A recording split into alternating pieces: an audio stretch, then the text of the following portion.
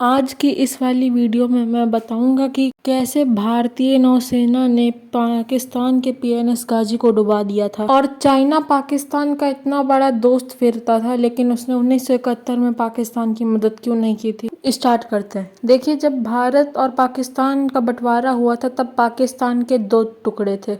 एक टुकड़े को हम लोग कहते थे पश्चिमी पाकिस्तान और दूसरे को कहते थे पूर्वी पाकिस्तान। ये जो पश्चिमी पाकिस्तान है यही मेन पाकिस्तान था। तो पश्चिमी पाकिस्तान वाले पूर्वी पाकिस्तानियों को इज्जत नहीं देते थे। पूर्वी पाकिस्तान वाले बंगाली भाषा बोलते थे। और जब 1970 में शेख मुनीम उर रहमान पूर्वी पाकिस्तान के राष्ट्रपति घोषित किए गए, उसके बाद 7 मार्च 1971 में उन्होंने भाषण दिया और कहा कि अब हम पूर्वी पाकिस्तान को अलग देश बनाएंगे और उसका नाम होगा बांग्लादेश। और आर्मी ने इन्हें 25 मार्च 1971 में गिरफ्तार कर लिया था। और शेख मुनीम उर रहमान की गिरफ्तारी में बांग्लादेश में, जो कि पहले पूर्वी पाकिस्तान था, वहां पर मुक्ति वाहिनी नाम का विद्रोह गुट बनाया गया। उसके बाद पश्चिमी पाकिस्तान वालों ने पूर्वी पाकिस्तान की औरतों के साथ गलत व्यवहार किया। पश्चिमी पाकिस्तान ने पूर्वी पाकिस्तान में 30 लाख लोगों को कटवा दिया। 4 लाख महिलाओं के साथ बलात्कार किया। सोचिए, अपने ही देश में ऐसा गलत काम इन्होंने किया था। उसके बाद बांग्लादेश के 10 लाख लोग भारत में हाथ जोड़ के आए थे। उसके बाद इंदिरा गांधी जी गई general field marshal Maneck Shah के पास और उन्होंने मनेक शाह जी से कहा कि आप युद्ध करिए, अभी पूर्वी पाकिस्तान पर हमला कर दीजिए, क्योंकि वो पूर्वी पाकिस्तान बांग्लादेश नहीं था, वो तब पूर्वी पाकिस्तान था। इंदिरा गांधी जी ने कहा कि हम अपने पड़ोसी देश को इस तरह मरते हुए नहीं देख सकते। उसके बाद मनेक शाह जी ने कहा हम युद्ध नहीं कर सकते, क्योंकि अभी अप्रैल का महीना चल रहा है और बारिश होने वाली है और पूर्वी साइड में बारिश कुछ ज्यादा तेज होती है, इसलिए हम लोग अभी हमला नहीं कर सकते। हम लोग उन पर नवंबर के बाद हमला कर सकते हैं, लेकिन तब तक आप मुक्ति वाहिनी विद्रोह गुट को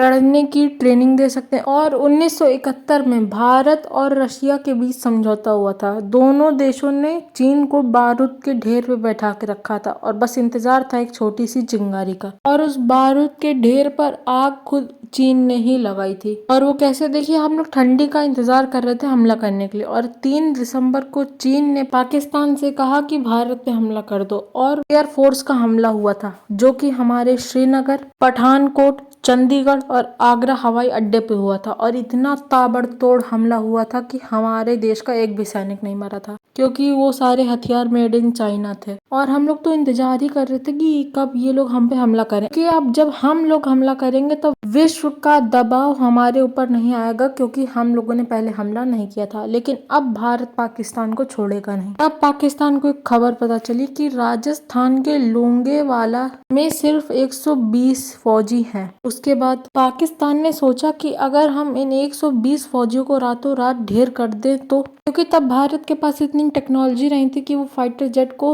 रात में भी उड़ा सके, इसलिए तब फाइटर जेट सिर्फ दिन में ही उड़ा करते थे। और लोंगेवाला में ड्यूटी थी कुलदीप सिंह चांदपुरी जी। वो एक सिख थे, तो भारत सरकार ने उनसे कहा कि वो हजारों की संख्या में होंगे, आप उनसे नहीं लड़ पाएंगे, इसलिए आप पीछे हट जाइए। लेकिन कुलदीप सिंह जी ने कहा कि हम 120 उन हजारों पे भारी पड़ेंगे। उसके बाद पाकिस्तान से आ रहा था लड़ने ब्रिगेडियर तारिक मीर, उनके साथ 2800 जवान थे और भर भर के टैंक लेके आ रहे थे। और तब कुलदीप सिंह चांदपुरी जी के पास सिर्फ 3 माइंस थी और एक जीप थी जिसके ऊपर रॉकेट लगा था। फिर कुलदीप सिंह जी ने सोचा कि जो टिफिन के बॉक्स होते थे, जो टिफिन आते नहीं एक के ऊपर एक के ऊपर एक, तो उनके अंदर के सारे डिब्बे में पत्थर भर के सारी जगह बिछा दिया गया और शुरुआत में जो 3 माइंस थी उन्हें लगाया गया। उसके बाद जब रात में ब्रिगेडियर तारिक मीर भारत में घुस रहा था तो पहले एक टैंक ब्लास्ट हुआ, फिर 2 टैंक ब्लास्ट हुआ, फिर तीसरा टैंक ब्लास्ट हुआ। उसके बाद उसे शक हुआ, इसलिए उसने रात भर खुदाई करके पता लगाया कि कहाँ कहाँ माइंस है, और हर जगह से बस टिफिन के डब्बे ही निकल रहे थे। उसके बाद रात तो बीत गई और जब सुबह ये लोग यहाँ पहुंचे, उससे पहले कुलदीप सिंह चांदपुरी जी ने एक बहुत बड़ा सा गड्ढा बनवाया और उसमें 120 फौजियों को अलग अलग जगह पे डाल दिया। और जब वो लोग यहाँ पहुंचे तो सारे फौजियों ने फायरिंग की, तो उन्हें लगा काफी सारे फौजी हैं। और उसी समय एयरफोर्स ने भी वहां पे हमला कर दिया और उनकी इतनी बर्बादी हुई कि आप लोग फोटो में देख ही सकते हैं। पाकिस्तान के ब्रिगेडियर तारिक मीर को कुलदीप सिंह चांदपुरी जी ने भागने पर मजबूर कर दिया था और हमारे 120 फौजियों में से सिर्फ 2 फौजी अपनी जान गंवाए थे। उसके बाद पाकिस्तानियों की लाशों को गिद्ध ने खाया था और अभी भी उनके टैंक रखे हुए हैं। हम लोगों ने पाकिस्तानियों से कहा था कि आओ अपनी लाशें उठा ले जाओ, हम लोग एक भी गोली नहीं चलाएंगे, लेकिन उनकी हिम्मत नहीं हुई भारत में आने की। अब बची नेवी। उसके बाद 5 दिसंबर 1971 में नेवी ने पाकिस्तान के कराची पोर्ट पर बमबारी कर दी। उसके बाद कराची पोर्ट पर कई दिनों तक आग लगी ही रही। उसके बाद तब हमारा सबसे खतरनाक जहाज था INS विक्रांत। तो पाकिस्तान ने PNS गाजी को कहा कि जाओ जाके INS विक्रांत को मार के आओ। गाजी एक पनडुब्बी थी और जिसे हम लोगों ने खराब जहाज से डुबा दिया। और कैसे डुबाया वो आगे बताते हैं, पहले ये समझ लीजिए कि भारतीय सेना ने पूरब में क्या काम किया। देखिए, जो बांग्लादेश था यानी कि पूर्वी पाकिस्तान, मुक्ति वाहिनी नाम का विद्रोही गुट था, उसने पाकिस्तानी सैनिकों को दौड़ा दौड़ा के मारा, गली गली में दौड़ा दौड़ा के मारा था और उन्हें मदद कर रहा था भारत और ऊपर से एयरफोर्स और हमारी नेवी INS विक्रांत। और हमारा INS विक्रांत बहुत शक्तिशाली जहाज था साउथ एशिया में।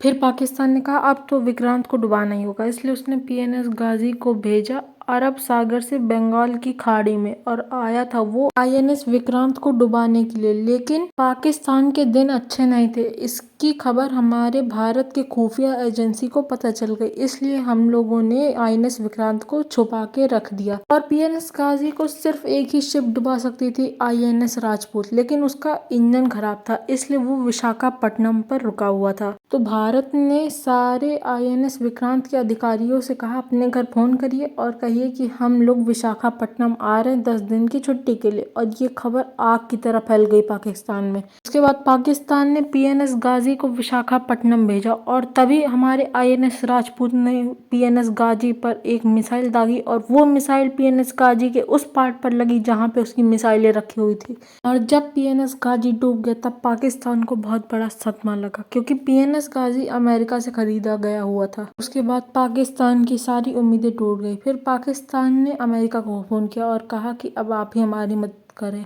उसके बाद अमेरिका ने UNO पर मुद्दा उठा दिया कि भारत पश्चिमी पाकिस्तान के साथ गलत कर रहा है, लेकिन तब रशिया ने हमारा साथ दिया था और रशिया ने इस प्रस्ताव पर वेटो लगा दिया। वेटो सिर्फ 5 ही देश लगा सकते हैं और अगर किसी देश ने किसी प्रस्ताव पर वेटो लगा दिया तो फिर वो प्रस्ताव रद्द हो जाता है। फिर पाकिस्तान की आखिरी उम्मीद भी टूट गई। उसके बाद अमेरिका ने भारत को तबाह करने के लिए अपना जहाज भेजा जिसका नाम था 7वां बेड़ा। अब इंदिरा गांधी अपना माथा पीट रही थी। उसके बाद इंदिरा गांधी ने फोन किया रशिया को और रशिया से कहा कि अमेरिका 7वां बेड़ा लेके निकल चुका है। लेकिन फिर रशिया ने अपना 40वां बेड़ा भेजा और वो आके हिंद महासागर को घेर लिया और रशिया ने साफ साफ कह दिया कि अगर भारत पे हमला हुआ तो ये हमला हम अपने देश पे मानेंगे। अमेरिका के 7वां बेड़ा के साथ फ्रांस भी आया था, क्योंकि अमेरिका कहीं भी अकेले नहीं चलता, झुंड में चलता है। और उसके साथ ब्रिटेन का भी बेड़ा था और फिर ब्रिटेन ने बोला we are too late, too negative sense के लिए यूज किया जाता है। उसके बाद अमेरिका को लौटना ही पड़ा। उसके बाद भारत ने